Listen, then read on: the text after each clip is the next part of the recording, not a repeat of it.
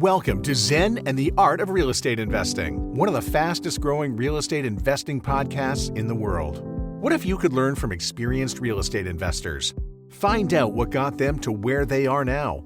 Get insight into their daily habits and take these insights to inspire your own growth.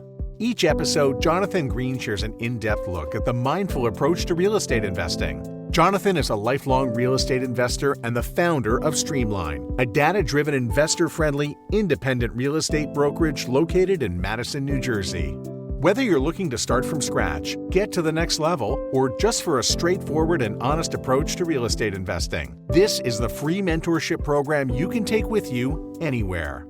Now, here's Jonathan. Welcome back to another episode of Zen and the Art of Real Estate Investing. Today I have a solo episode for you. I've been wanting to do more solo episodes, so you're going to be seeing them and hearing them more often, as I think it brings a unique perspective and allows me to drop in a 30-minute show instead of a 60-minute show for half the week. Today we're talking about how to make sure you are ready to invest in real estate. So it's somewhat of a beginner show, but I think it can apply to any asset class that you don't have experience in. This is where you might get nervous, and this is what we talk about, because it has been happening to me a lot as a real estate agent, and it was driving me crazy. So here's the show right now. This is episode 332 of Zen and the Art of Real Estate Investing, and it's another solo episode and something that is a drastic pet peeve of mine that has reared its ugly head multiple times in 2026 already. This episode is about how to make sure you are ready to invest in real estate. There's a number of things that go into being ready, but one of the biggest concerns I have is people trying to get their foot in the game and then withdrawing, putting the foot in, withdrawing. And it just drives me absolutely insane that you're going to a real estate agent who's going to help you. You know that they work on commission. Look, I've said a million times, most of them are not great, but if you get a good one, that's the whole point. You're there to help them, have you help them rely on the data that they can see, find you great properties. And the epidemic is finding a property and then winning, and then a complete and absolute utter meltdown. Being scared, acting like a baby, trusting AI, asking your friends instead of the experts. It's just an absolute calamity. And I know that it's happening all over the place, and I'm here to help you avoid that. I want to save you your own time and save the real estate agents and the sellers and the listing agents and everybody involved in the process out there the time if you're not ready to really invest in real estate. If you've been watching a lot of YouTube and you think it's a great idea, that's not going to cut it. You really want to make sure that you're ready. Ready means confident. Confident means you trust the people around you. And if you don't trust the people around you, you should not be investing in real estate. If you don't trust your real estate agent, you shouldn't be buying real estate with them. You need to have reliable sources around you to make sure that they're giving you the best bet of confidence. I'm going to go through things that I think I've done correct, things that I've done wrong as an agent and as an investor to help you get ready to not just get ready. You know, we talked about it with a lot of guests on other programs. A lot of people are always getting ready to get ready. We want you to get ready to buy and to invest and to start earning on an appreciating asset, or earning income on a short-term rental or a mid-term rental or a long-term rental. But even if you're buying commercial, you need to be ready. Are you ready to be a landlord? So if we're talking about how to get ready, the most important part of actually being ready to invest in real estate is usually the money. So we're just going to say that in general, you want to have your money in order. That means you're pre-approved or you have your cash proof of funds ready so that you can prove that you can buy the asset that you're looking for. That's going to be a really important thing. It's not the most important. I used to think it was the most important until I've kind of had to suffer through all of these mental breakdowns of people who win deals and then collapse on themselves after they win. So, of course, you want to be pre-approved. You want to make sure you understand how much you can afford and how much you want to spend, or how much you want to spend based on the income you may get back. We're also going to talk about how you shouldn't focus too much on the spreadsheet. You have to be an asset hunter. You have to understand what the assets that you're looking at and what they will deliver for you and what you're really looking for. But you want to have your finances fully in order. You want to make sure you have a good relationship with your lender and that they understand that you're looking for an investment. Even if you're going to house hack and that's going to be an owner occupied loan, you want to make sure that you and the lender are on the same page so there's no surprises as you move forward in the process. You want to know how much money you're putting down, how much you're going to need to keep. And P.S., you should always have a minimum of $15,000 set aside for whatever property you buy. Of course, if you're buying, an apartment complex, that's going to be higher, but we're just talking in general. You need to have reserves set aside. You can't count reserves on a monthly basis and think that you're going to, just kind of accrue them, because the furnace could break after a week and then you have $8,500 to spend. So you need to have 15 grand set aside. Something usually happens pretty early on. You want to be ready for it. So once you have your finances order and you make sure that you understand what your payments will be for everything, and again, those are going to be adjustable because the taxes are going to change. So that's the reason why you keep going back and talking to the lender before you make an offer. You want to make sure that the taxes are going to make sense with the purchase price. And you also want to make sure, if you're buying condo or townhome, that the HOA is going to make sense. A lot of people think they're pre-approved at, say, 500 for a single family. So sure, no problem. They can just bust out the same condo. No, you can't, because you have the taxes plus the HOA. So you're going to be approved for less for a condo or HOA. It's something to keep in mind, especially if you're investing out of state, looking at potential options that are a little bit easier that have HOAs. You're going to qualify lower because you're going to need to add those payments into your monthly payments. So once you have your finances kind of all together and ordered, let's just assume that you do, we're going to get to the heart of the matter. And the heart of the matter is confidence. Nobody can give you the confidence. However, you should be confident in the team that you're working with. That means lender, that means agent, and that means your home inspector when you get there. You have to be confident, and your attorney if you're in attorney state. You have to trust the people that you're working with. And like I said, if not, find somebody else, because then you're even more likely to melt down into a tiny puddle after you get your offer accepted. And it's just the reason why it's such a problem is there's so many people affected if you're not sure, and then you go through and have a panic attack, which even seasoned investors, when they win, they get a little bit of, wow, I won. Like, we want people to be celebrating. And really the goal is, if you're not celebrating the fact that you just won, because in New Jersey here, you're winning, meaning you're usually beating other people, or somehow you're getting an offer accepted with nobody else on it. That's awesome. It's very hard to do.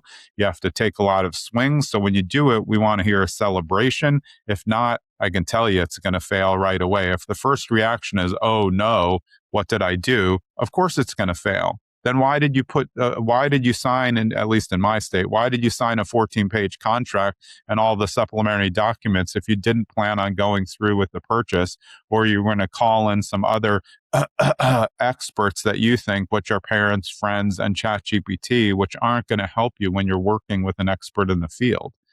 So there's just a lot of problems going on. And I don't think that people are up to the challenge a lot of the time. And they need to kind of take a peek at themselves and say, like, is this really something I want to do? Or do I have to pass this decision through someone else, even though I'm an adult?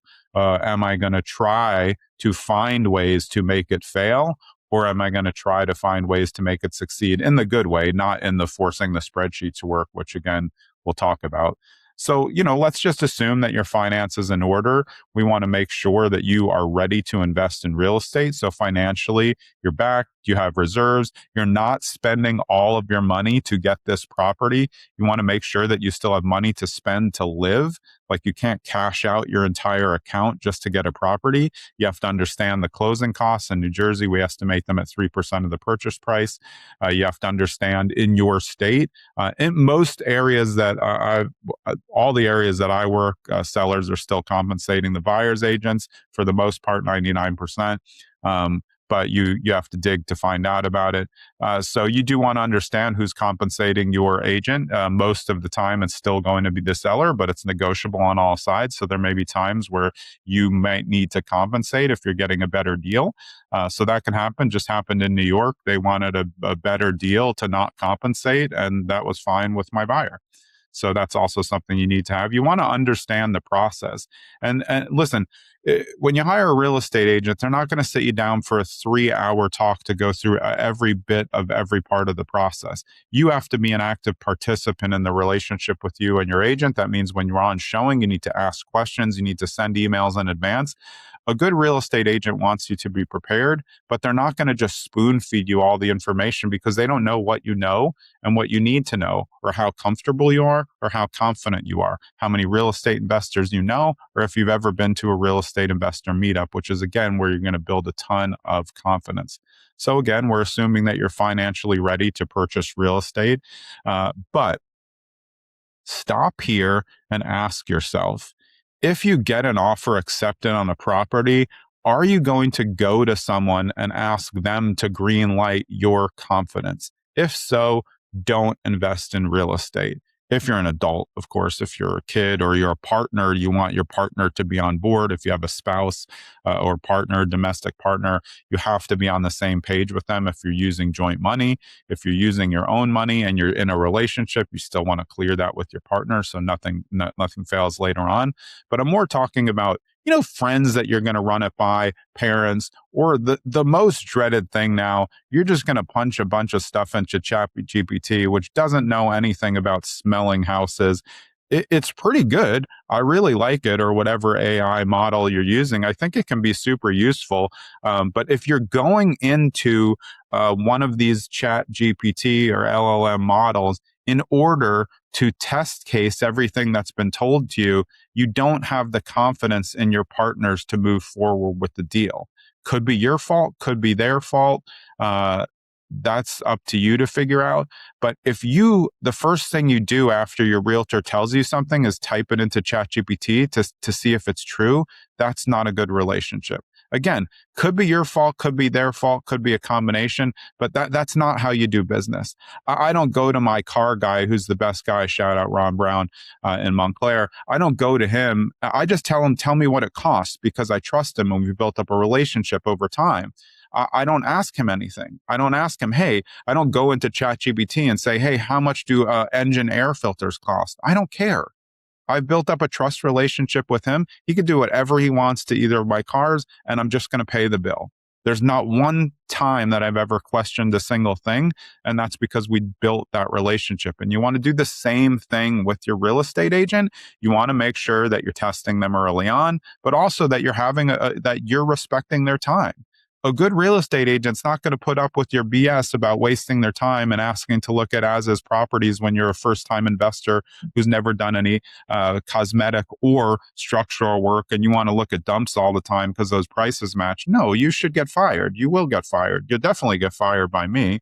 And you'll get fired by even other agents who just don't appreciate their time wasted.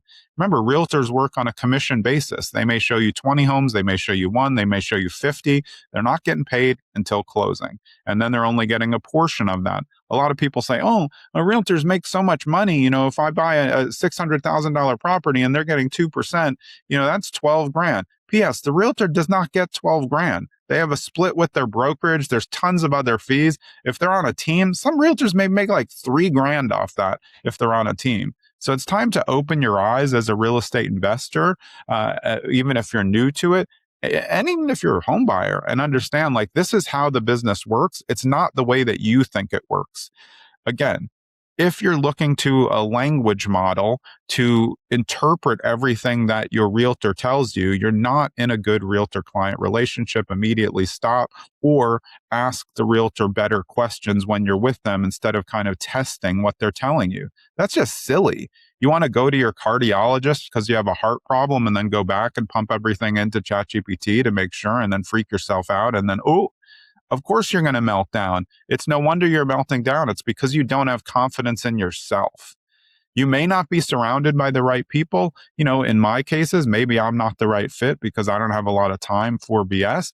But if you're not surrounded by the right people, Or if you just lack the personal confidence to move forward with the deal, it might not be anybody else's fault but your own. You just may be a baby. I mean, look, I'm just going to be honest with you. You just may not be ready personally and emotionally to handle a transaction of this size. Anytime somebody says, well, this is the biggest transaction I've ever made, I want to make sure XYZ, that's extremely valid, but it's also a way of pulling out right away. I can see all the signs from a mile away. It's not hard to see. And it's very, very aggravating when you spend all the time as an advisor to help somebody get to the exact property that they want, find a win, and then have them ask, did I pay too much? Hey, it's Jonathan. I hope you're enjoying this solo episode on how to make sure you are ready to invest in real estate. And if you enjoy the solo episodes, you might want to find other podcasts that I've been on as a guest, where I'm not the one asking the questions and I'm being peppered with questions. You can go to trustgreene.com/speaking and all of my podcast appearances are there. And there's a lot of them. And then down below, I have the YouTube videos. I love working with other hosts and I love having them as guests as well. Let's get back to the show.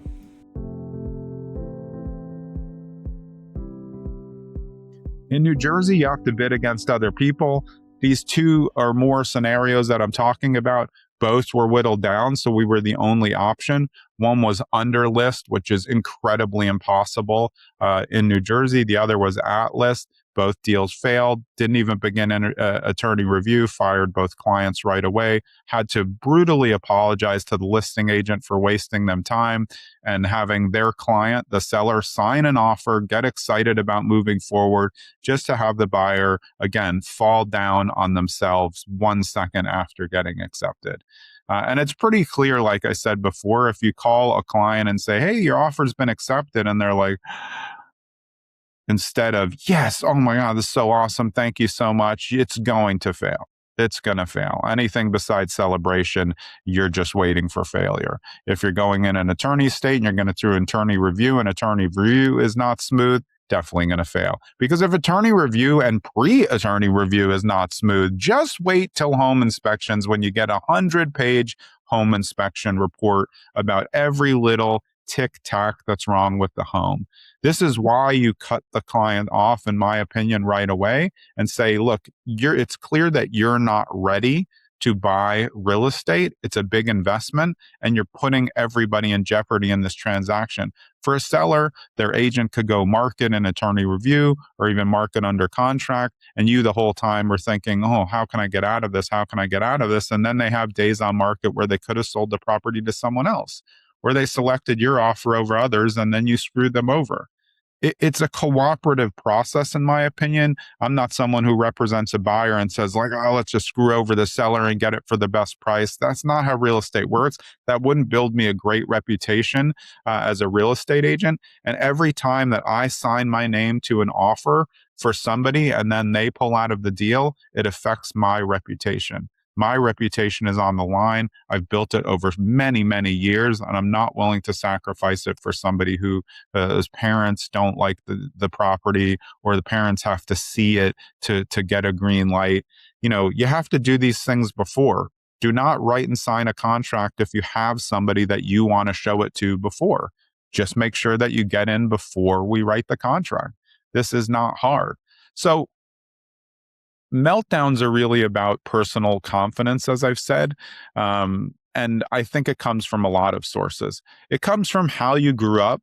If your parents are someone who you're involved with and they're going to have their feedback on your property, they likely came from a generation that invested differently, where they always could get deals on real estate and rates were even higher. But most people now, if you're, 25 to 35, you talk to your parents and they're like, I would never, pay over list price for a property. Meanwhile, where I am, everything sells over list price. Probably 80 to 85% of homes in most of these counties in northern New Jersey are selling over the list price. And, some are artificially priced low, but most it's just a supply and demand issue.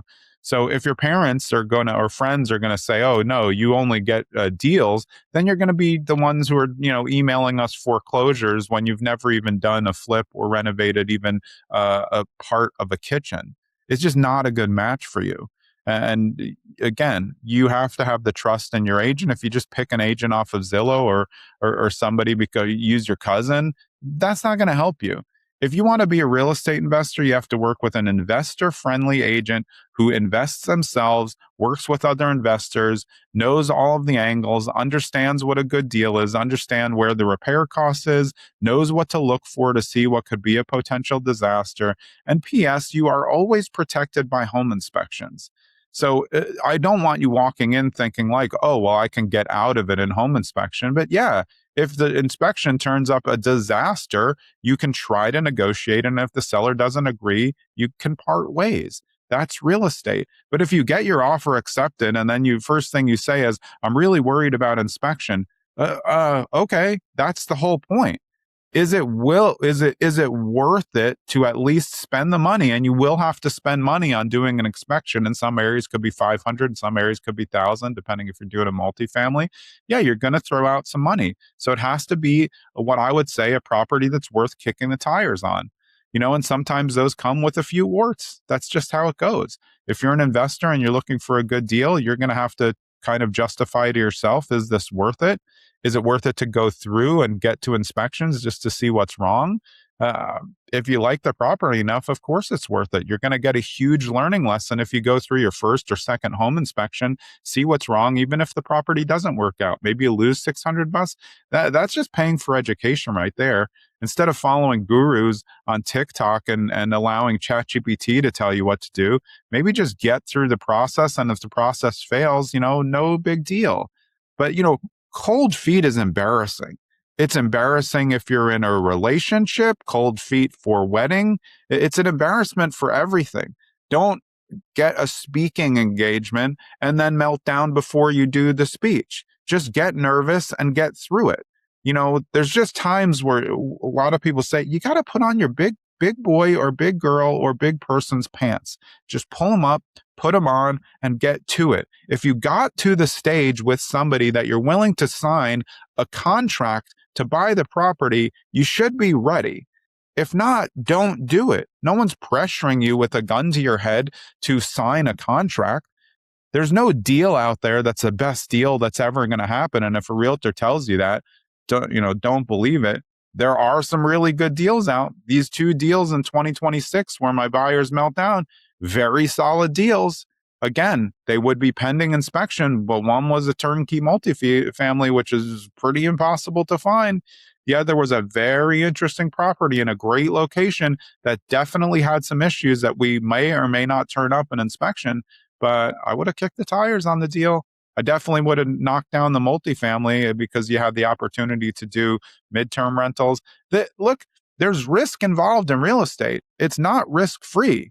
You try to, you cull the risk as much as possible by setting yourself up with a good team of individuals with a lot of knowledge, a good lender who understands what you're trying to do, a good realtor who works with investors, understands investments, isn't going to push you to make any offer, and is willing to say no to you when the property isn't going to work. And that's an important thing.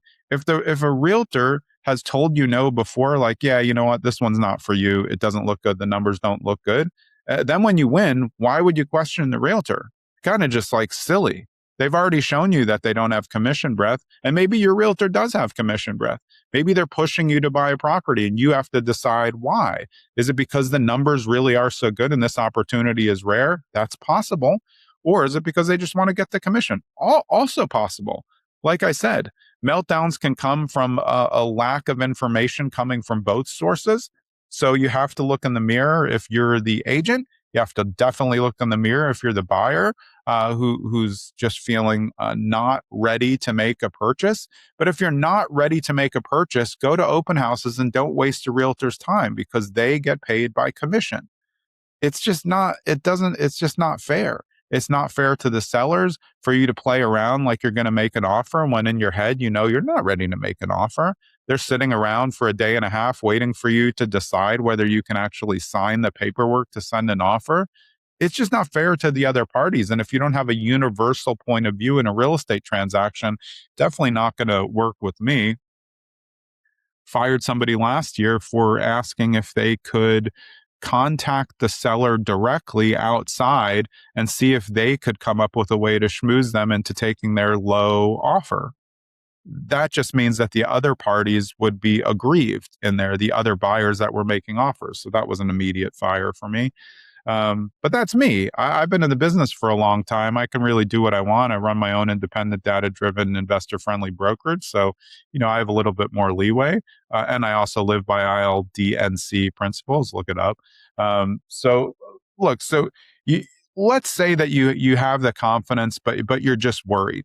Let's go to the reasonable point of view. You get the call that the offer is accepted. You're like excited, but you're also about to crap your pants a little. That's fine. It's just about what you're going to do with the urge to do that. Are you going to proceed like an adult? Are you going to take a breath? Say like, hey, wow, it took me a long time to get to this. I did 14 showings, made one or two other offers. I did like this property is good. Don't second guess yourself over and over. You're never going to do a deal. And if you're second guesser, just quit. Honestly, if you're like a chronic second guesser, just quit. Invest in index funds. Why wouldn't you just invest in index funds? My index funds were up 15-16% in 2025. Why wouldn't you just do that? Invest in a syndication. No, you wouldn't like that either because you can't get your money back out. So if you want to invest in real estate, how to make sure you're ready, you have to look in the mirror. Am I ready to make a purchase of real estate? Am I ready to make the biggest purchase that I've ever made in my life? This isn't like getting a couch at Aaron's for $800, spread out over 6 months in your, college bachelor pad. No, you're putting down a debt to get a house that costs $500,000 or more. It's a big deal. And mostly, if you're surrounded by professionals, we're all treating it like it's a big deal. That's why we're looking for a good asset that's going to appreciate and that's going to be good value. And that's why mortgage companies do appraisals to make sure that your property is worth what they have on there to loan you the same money minus a down payment. There's like a lot of checks and balances. It's why you do a home inspection. You always have the buffer of a home inspection. If you can't even get to the home inspection, just quit. If you're too panicked before you even can sign off and get to home inspection, don't invest in real estate. I guarantee you, if you feel like that when you get the offer accepted and you're nervous, you're literally going to have a panic attack for the centuries at home inspection. And also, if you want to bring someone to the home inspection, I'm not saying don't ever do that, but if you ask a realtor what they know when a parent gets out of the car at a home inspection, that deal's going down. That's not going to close. I mean, 1 out of 5 closes when a parent gets out of the car at a home inspection because they don't understand and they don't know you, the realtor. They don't know the realtor. They're just trying to protect their kid. Valid, but kid's never going to make a deal if you always have to bring your parent to green light something. Maybe bring them to the showing when you go. Let them talk about it before you get to making the offer. Once you get to home inspections, you already have a signed contract. Unless you're in a non-attorney state, then you still have a signed letter of intent and you're doing the inspections to validate and see what you can get. And inspections are a negotiation. Again, if you're not being competitive and you're being cooperative, you can create reasonable things maybe the seller didn't know about. If there's structural issue or you find an oil tank or something, those are going to be seller responsibilities a lot of the time, as long as you're not trying to buy as-is properties. So let's sum it up. Don't invest in real estate if you're going to have a meltdown. And I know what you're thinking. Well, maybe I don't know. I don't know if I'm going to be nervous. You definitely know. You definitely know if you're ready to pull the trigger and be a homeowner or an investment property owner.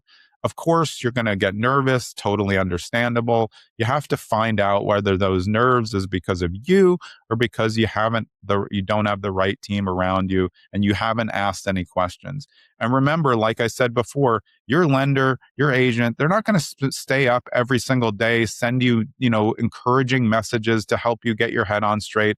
They're going to answer your questions. If you're not asking them any questions about things that come up or not watching videos that they've posted, there's really not much they can do once you get the offer accepted to give you a pat on the back and say it's going to be okay.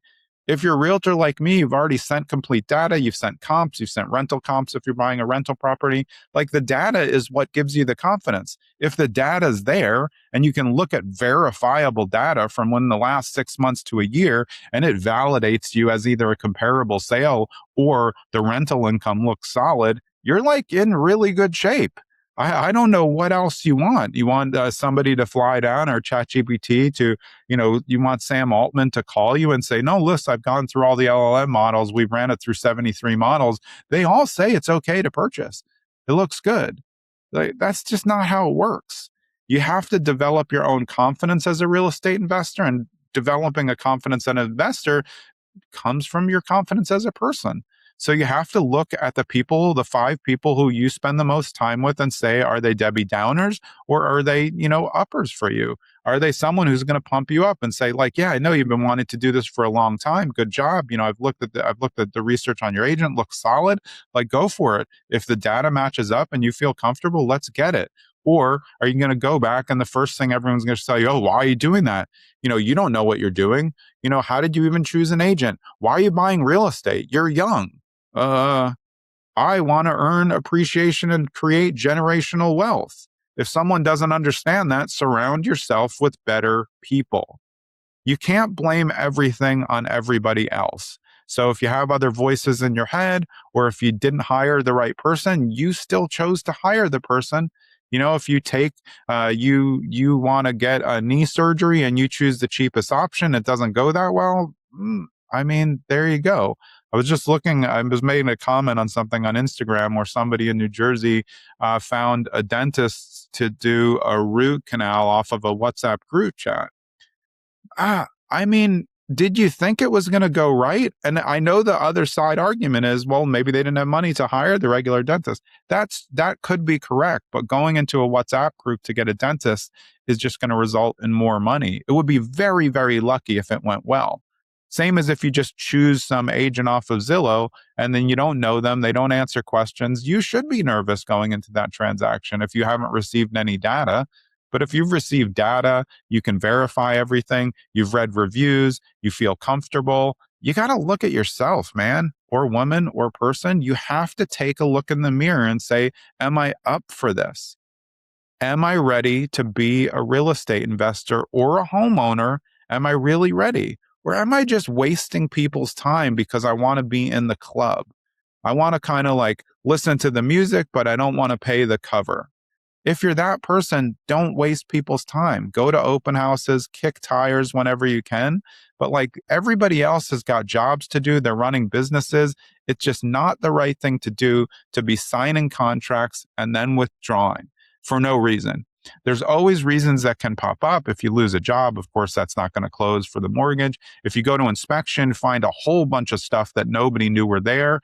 Again, most good realtors who are investor friendly, they're going to point out a lot of the things in advance. Hey, this looks pretty solid. Renovation looks good. Here's where you're going to need to spend, 11 grand. They're going to check the mechanicals. They're going to look for water issues anywhere. They're going to do smell tests on the property. Again, these are things that ChatGPT can't do. They're not going to be able to smell for mold or look in the corners of the basement to see if there's ever been any efflorescence or water penetration at any time.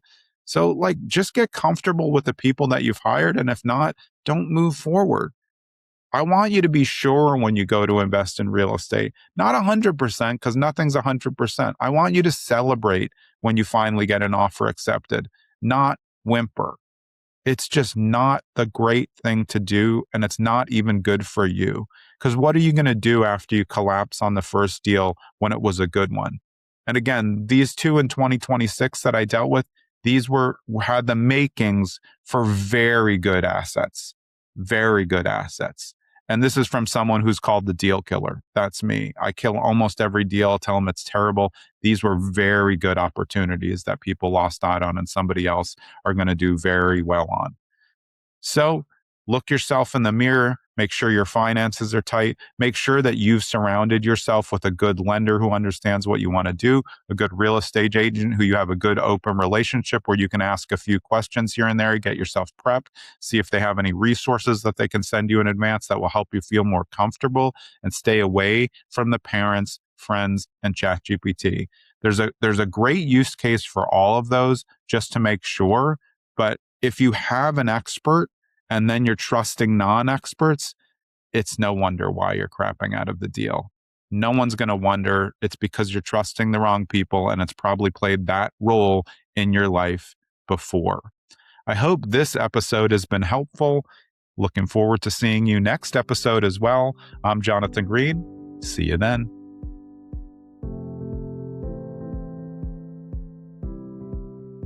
Thanks for sticking around to the end so you can get a preview of who's coming up on episode 333 of Zen and the Art of Real Estate Investing. And it's Bob Knakal of BKREA. Bob is an absolute legend in the New York City commercial real estate game. He's been at it for longer than you can imagine, and you may have even seen him on Ryan Serhant's reality show where he shows Ryan the map room. If you know, you know. I can't wait for you to hear this episode with Bob next time. See you there.